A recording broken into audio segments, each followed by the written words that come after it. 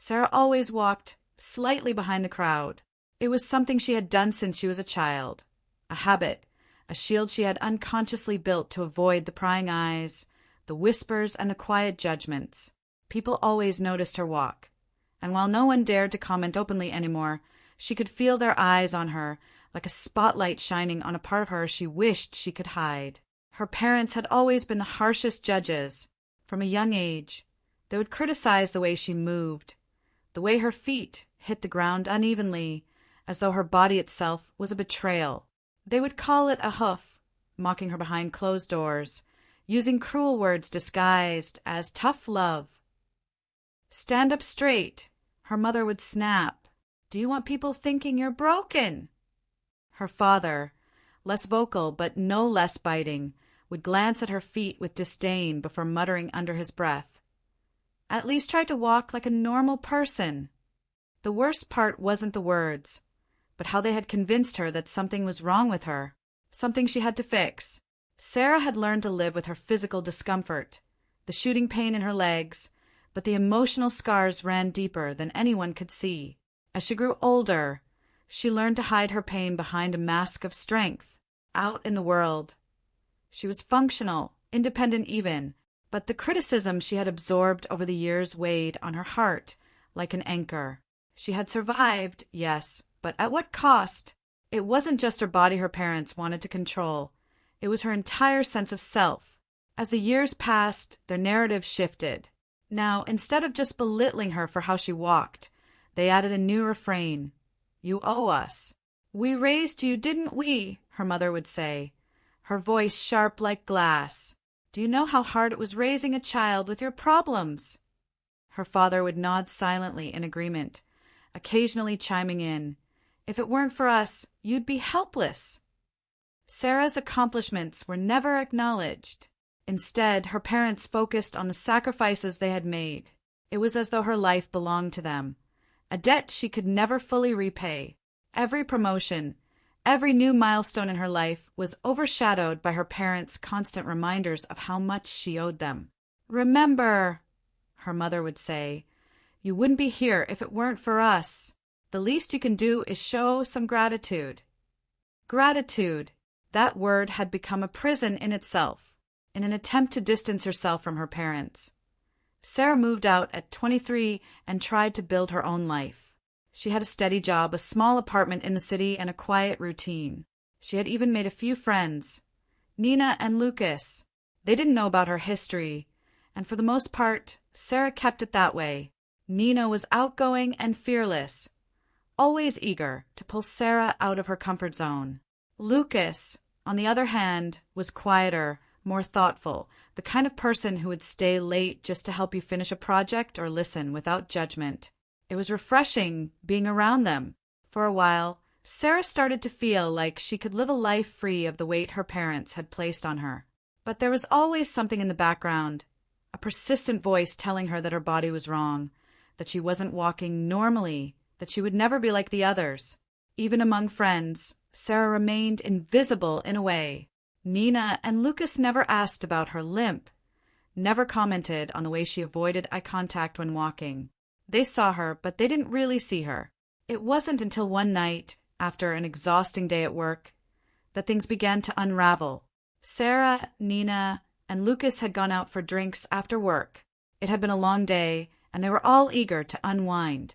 Nina had ordered a round of shots, and before long, they were all laughing and reminiscing about old memories. But Sarah wasn't really present. The bar was crowded, the music too loud, and her legs ached from standing all day. She tried to smile, tried to act like everything was fine, but inside, the familiar feeling of being out of place gnawed at her. Eventually, Lucas noticed. "Hey, are you okay?" he asked, his voice low, so only she could hear. Sarah nodded quickly, brushing him off. "Yeah, just tired." But Lucas wasn't convinced. "You've been quiet all night. You sure nothing's bothering you?" Sarah swallowed hard, forcing a smile. "It's fine. I'm fine." But Lucas wasn't giving up. "You don't have to be fine, you know." That simple sentence hit her harder than she expected. Something in the way he said it, so sincere, so non-judgmental, made her chest tighten. Sarah began, her voice cracking slightly. She hadn't meant to open up, but it was like a floodgate had burst. I'm just tired of pretending. Lucas furrowed his brow, concern etched into his features. Pretending what? That everything's okay, that I don't feel like I'm constantly falling apart. Lucas opened his mouth to say something, but before he could, Nina came over, laughing and slightly tipsy. Come on, guys! We're supposed to be having fun, not having deep conversations. But Lucas didn't laugh. He glanced at Sarah, his eyes soft, but he didn't push. We'll talk later, he said quietly, giving her a small nod. And for the first time in years, Sarah felt a glimmer of hope. Maybe, just maybe, someone was finally starting to see her. Sarah avoided her parents as much as she could. She still called them out of obligation, visited once a month, but she kept the visits short and the conversations superficial. It was easier that way. But one evening, after another tense conversation with her mother, Sarah's chest started to tighten. At first, she thought it was just the stress, but the tightness turned into a sharp, stabbing pain. She could hardly breathe. Panicked, she called 911, and within minutes, an ambulance arrived. The paramedics told her she was likely having a heart attack. I'm only 28, she thought as the pain intensified. How could this be happening?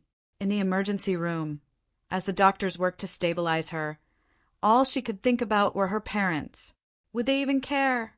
Or would they find a way to make this about themselves, too? She survived a heart attack, but it was a wake-up call, a painful reminder of the toll her upbringing had taken on her both physically and emotionally. And yet, even after that, her parents remained unchanged. They visited her in the hospital, but instead of expressing concern, they complained about how hard it had been for them to rush over. Her mother went on about how much she had sacrificed over the years, while her father simply sat there, arms crossed, nodding in agreement. You really need to take better care of yourself, her mother said, as if Sarah's health issues were just another burden she had placed on her parents. Sarah felt the anger bubbling up inside her, but she swallowed it down. Confronting them wouldn't change anything. It never did. After being discharged, Sarah found herself in a dark place. She had always known her parents were unfair, but the way they had treated her in the hospital, it was like a slap in the face. They hadn't changed at all. In fact, they had only gotten worse. One evening, after days of isolation and reflection, Sarah realized something. It wasn't just her parents who had failed her. It was society as a whole, people like her. Those who were born with physical conditions or differences were often treated as burdens. Parents felt entitled to gratitude. Teachers turned a blind eye, and the world expected people like Sarah to just get over it. There were countless others out there like her, people struggling with invisible pain, emotional scars, and families who refused to acknowledge their worth beyond the physical challenges they faced. Sarah's story was only one of many, a single thread in a much larger web of systemic injustice. She wasn't alone. For the first time in her life, Sarah felt a fire ignite inside her. This wasn't just about her anymore. This was about all the people who had been mistreated, neglected, or told they were broken. Sarah decided she wasn't going to be invisible any longer. She started writing, journaling her experiences, documenting every cruel comment, every moment of doubt, every struggle she had faced. And soon, she realized that this was her way of fighting back. She began speaking out, joining support groups for people with physical disabilities and chronic pain. She connected with others who had faced similar injustices, people who had been silenced by their families, by society, by the world. And slowly but surely, Sarah found her voice. It was a year after her heart attack when Sarah decided to confront her parents one last time. She had prepared for this moment for months, rehearsing every word, every argument in her mind. But this time, it wasn't about seeking their approval. She wasn't looking for an apology. This time, she was going to tell her story and make them listen. She invited them over to her apartment for dinner, something she hadn't done in years. They arrived, as usual, with their thinly veiled criticisms and passive-aggressive comments. But Sarah was ready. After dinner, as they sat down in the living room, Sarah cleared her throat. "I need to talk to you both about something important." Her mother rolled her eyes, clearly uninterested. "Is this going to be another one of your lectures about how we didn't treat you well enough? Because we've heard it all before." Sarah took a deep breath. "No, this isn't a lecture. This is the truth." And for the next hour, she laid it all out.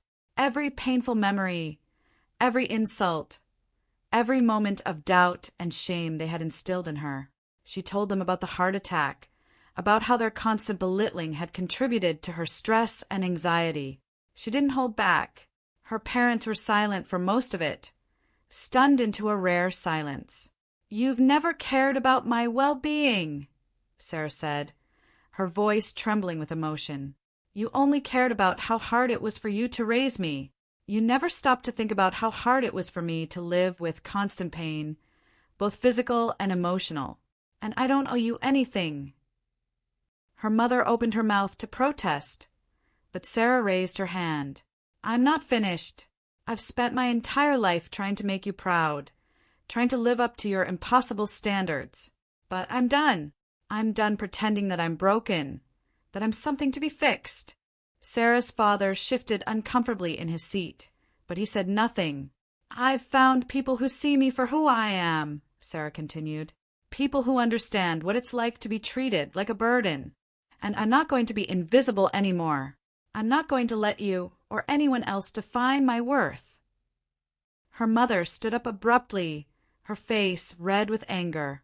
"How dare you talk to us like this after everything we've done for you?" Sarah met her gaze, her voice steady. "Because I'm not afraid of you anymore." Her parents stormed out, slamming the door behind them. But for the first time in her life, Sarah didn't feel the familiar sting of rejection. Instead, she felt free. After her confrontation with her parents, Sarah felt a sense of relief, but also a strange void. The victory had been hers, no doubt. But the feeling of standing up for herself had also left her with an empty quietness, like standing in a vast field with nothing left to shout at. In the weeks that followed, Sarah poured herself into her writing, joining advocacy groups, and continuing to share her story in online forums. She connected with dozens of people who had experienced similar struggles with family, society, and self-worth. She no longer felt alone in her pain. For the first time, she had a community, and that's when she met Daniel. It started with a comment on one of her blog posts. "Daniel, your words hit hard. I've been in a similar situation. Family can be a source of strength, but they can also be the ones who tear you down. It's refreshing to read something so raw and real." The comment wasn't unusual. Sarah often received feedback on her posts. But something about Daniel's words caught her attention. They weren't just polite or supportive. They seemed deeply personal. She clicked on his name and was taken to his profile on the blog, where he had written about his own journey, one filled with emotional scars, betrayal, and a struggle for independence. Curious, Sarah decided to send him a direct message. "Sarah, thanks for your comment. I read your story as well. It's amazing how similar our experiences are. Let's talk more." Daniel replied almost immediately. What began as a brief exchange turned into long conversations about their pasts, their traumas, and the walls they had built around themselves to keep others from hurting them. They found themselves messaging each other late into the night, their stories blending into one another, two parallel lines that had somehow crossed. Over time, Sarah and Daniel began to talk more frequently, moving their conversations from messages to phone calls. Daniel's voice was calm and steady, a gentle presence that Sarah found comforting in a way she hadn't expected. They shared their dreams, their fears, and most importantly, their wounds. Daniel told her about his own difficult relationship with his family, about how he had been made to feel less than because of his struggles with anxiety and panic attacks. His father had always called him weak, and his mother had brushed off his mental health struggles as excuses. "I've been where you are," Daniel said one night as they spoke on the phone. "The worst part is convincing yourself you're not broken, that you don't need to fix yourself for anyone, that you're whole as you are." Sarah paused, her heart racing. His words felt like a mirror, reflecting the exact thoughts she had tried to suppress for years. "I know what you mean," she said, her voice quiet. "I've been fighting that battle my whole life." They grew close, maybe closer than Sarah had ever been with anyone. Their bond formed on mutual understanding, a connection so deep it frightened her. And though she had built a protective wall around herself after years of mistreatment, Daniel seemed to understand how to navigate it. One night, Sarah decided to ask Daniel something that had been on her mind for a while. "Do you ever feel like, no matter how much you've grown, there's still a piece of you that's trapped in the past? Like there's someone inside you who's still suffering?" Daniel was silent for a moment, and Sarah wondered if she had asked too much. But then he spoke, his voice softer than usual. "Yes, every day. It's like I'm constantly fighting to make sure that person doesn't take over. Sometimes I wonder if they ever truly leave." As Sarah and Daniel grew closer, there was a part of her that remained wary. What if this is another illusion? She had been betrayed before, by her parents, by friends, and by her own body. What if Daniel wasn't who he seemed? But every time they spoke, those doubts faded. Daniel was kind, thoughtful, and understood her in ways no one else had. And when he finally suggested they meet in person, Sarah felt a flicker of excitement, a feeling she hadn't experienced in years. They agreed to meet at a quiet coffee shop downtown, one Sarah had always liked for its cozy atmosphere. On the day of their meeting, she felt nervous, almost as if she were stepping into a new chapter of her life. When she arrived, Daniel was already there, sitting at a table by the window. He looked exactly as she had imagined him, tall, with dark hair and a calm, yet intense presence. He smiled when he saw her, and any lingering doubts Sarah had vanished. As they sat down to talk, the conversation flowed as easily as it had over the phone. But there was something else, something Sarah couldn't quite place. A small part of her, buried deep down, was waiting for the other shoe to drop. "Is everything okay?" Daniel asked, noticing the tension in her face. Sarah hesitated before answering. "Yeah, it's just, I'm not used to this, to someone understanding me like you do." Daniel reached across the table, placing his hand over hers. "You don't have to worry about that with me. I get it because I've been there, and I'm not going anywhere." For the first time in what felt like forever, Sarah allowed herself to believe him. Weeks turned into months, and Sarah and Daniel's relationship blossomed. She found herself opening up to him in ways she had never done before, trusting him with her vulnerabilities. But as their connection deepened, so did the strange feeling that something was off. It started with small things. Daniel would disappear for a few days without warning, claiming he had personal stuff to deal with. When Sarah asked him about his family, he would deflect the conversation, saying they were too toxic to talk about. He never seemed to stay in one place for too long, always moving from one job to another, one city to the next. Sarah tried not to pry, but the inconsistencies gnawed at her. Who was Daniel, really? And what was he hiding? One evening, after a long day at work, Sarah decided to do something she hadn't done before. She searched for Daniel online, not out of suspicion but curiosity. She wanted to know more about the man who had become such an important part of her life. But what she found sent a chill down her spine. There were no records of him, no social media profiles, no past job listings, no trace of him at all. It was as if Daniel didn't exist before he met her. Sarah didn't confront Daniel right away. Instead, she watched him more closely, noticing the small details that she had overlooked before. The way he would avoid eye contact when she asked about his past, the way he always seemed to change the subject when the conversation got too personal. One night, as they sat together in her apartment, Sarah couldn't hold it in any longer.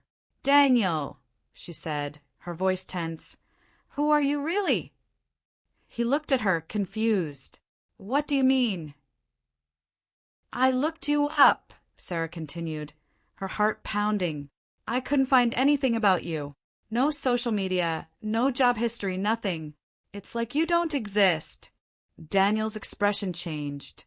His face darkened, and for a moment, Sarah thought she saw a flicker of something in his eyes, something cold. "I told you," he said slowly, "my family is toxic. I don't keep in touch with them, and I don't use social media because I've had issues with it in the past." Sarah didn't back down. "That's not enough. I want to know the truth. You've been hiding something from me this whole time." Daniel stared at her for a long moment, his face unreadable. Then he sighed, running a hand through his hair. "Okay," he said quietly. "You want the truth? Fine, but you're not going to like it." Daniel's voice was low, almost a whisper, as he began to speak. "I told you I had a difficult relationship with my family," he said, "but I didn't tell you everything. The truth is, I wasn't just running from them. I was running from who I used to be." Sarah's stomach churned. "What do you mean?" Daniel looked down at his hands, his expression pained. "I wasn't a good person, Sarah. I've done things I'm not proud of. I hurt people, and when I realized how much damage I had caused, I knew I had to start over. That's why I don't have any records online. That's why I move around so much." Sarah's mind raced, trying to process what he was saying. "What kind of things? What did you do?"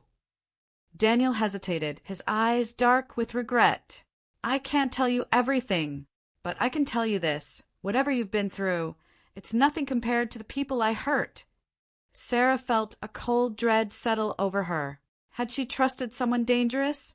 Had she let herself fall for someone who was capable of terrible things? "I've changed," Daniel added quickly, as if sensing her fear. "I'm not that person anymore. I'm trying to be better, but I didn't tell you because I didn't want to lose you." Sarah sat in silence, her mind swirling with confusion, fear, and doubt. Daniel had been her rock, her safe place. But now she was faced with the possibility that he wasn't who she thought he was. He had kept secrets, dark ones, and now she had to decide whether she could trust him. But as she looked at him, she saw the pain in his eyes, the regret that seemed to weigh him down. And in that moment, she realized something. She wasn't the only one who had been carrying a heavy burden. "I don't know if I can forgive you," Sarah said quietly, her voice trembling. "But I know what it's like to be judged for something you can't control. And I know what it's like to carry pain for years." Daniel looked up at her, his eyes filled with both hope and fear. "I don't want to be invisible anymore," Sarah continued, her voice steady. "And I don't want to pretend like everything's okay when it's not. But if we're going to move forward, I need the whole truth." Daniel nodded slowly, his expression serious. "You'll get it. All of it. I promise." And with that, Sarah knew that whatever came next, it would be on her terms. In the weeks that followed, Daniel began to open up more about his past. It wasn't easy. There were things he had done that Sarah struggled to understand, but she appreciated his honesty. Slowly, they began to rebuild their relationship, this time with no more secrets between them. And as they moved forward, Sarah realized something important. She had finally found her voice, not just in her writing, but in her life. She had taken control of her narrative, and she wasn't going to let anyone, not even Daniel, take that away from her. Life wasn't perfect. It never would be. But Sarah was no longer afraid of being seen. She wasn't invisible anymore, and that, she thought, was the greatest revenge of all.